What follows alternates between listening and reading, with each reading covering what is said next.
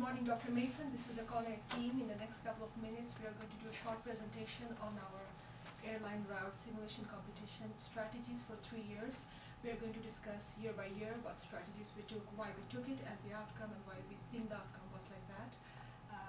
Out of the 7 members in our group, Amber Kais and Zach Mart are indisposed, so we are going to do the presentation with whom for those. Troy Hansen. Zach Allen. Dustin Mallory. Eric Stegman. I will ask Troy Hansen to start with the year 1 strategies. For year 1, the first decision that we came across was the type of aircraft that we wanted to operate. And from the get-go, we really didn't want to change that aircraft throughout the years, so this was an important decision. And we chose aircraft Gamma because of its, for one, its capacity, and number 2, for the operating costs, which tended to be lower than most other aircraft. And it still had a capacity that would meet our needs. And we figured out, assuming an even load factor across the board with all aircraft, that Gamma actually had the highest revenue per seat available for any of the aircraft. So that was another factor in our aircraft. And as I mentioned earlier, we stayed with that aircraft for all 3 years, which we felt helped us considerably. And as far as pricing goes, that was probably our biggest mistake for year 1, as our prices were too high, and that resulted in a low load factor of around 63%, which we were aiming for obviously higher than that, but our prices dictated that low load factor.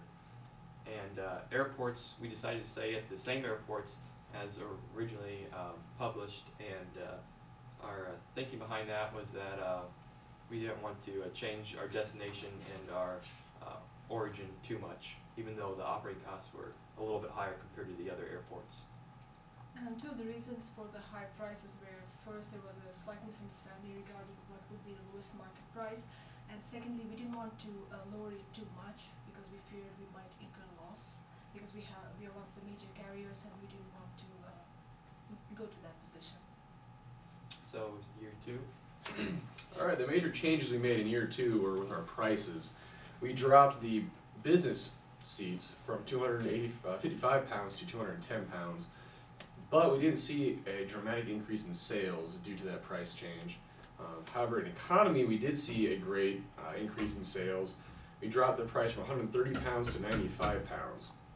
This added about 2.5 million more revenue pounds, as you were.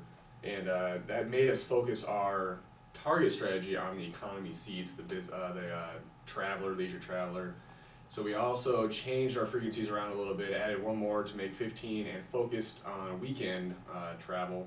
So we added a flight on Friday and Sunday to help with the leisure travelers.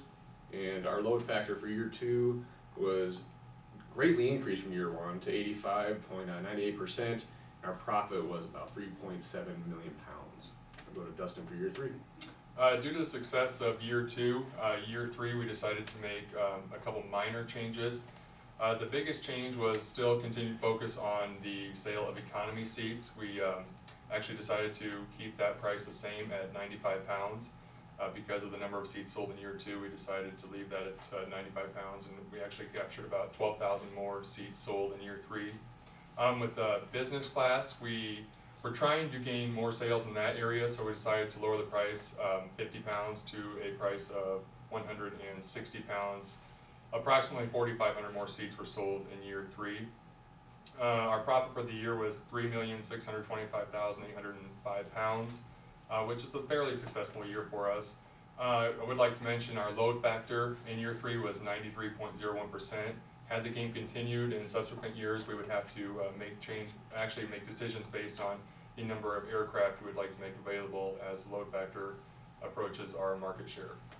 One of the things that we changed in the later years were, the first year we didn't have a frequent flyer program because we didn't know which our target group was, but later we added that on. And for the 3rd year, we didn't take any marketing research because since it was a 3-year inclusive game, we decided not to use that money for market research.